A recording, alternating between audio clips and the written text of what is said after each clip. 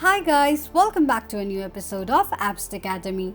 Today in this video, I'm going to show you how you can change your email address on Aramex account.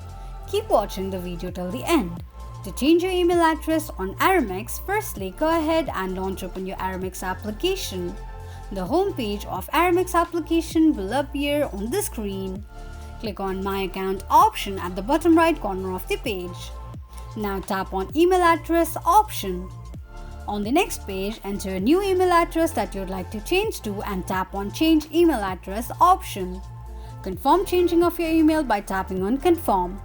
A verification link will be sent to your email address for confirmation.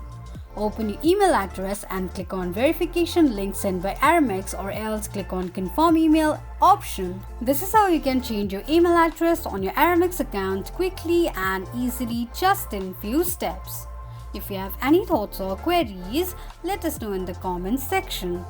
Don't forget to subscribe to our channel.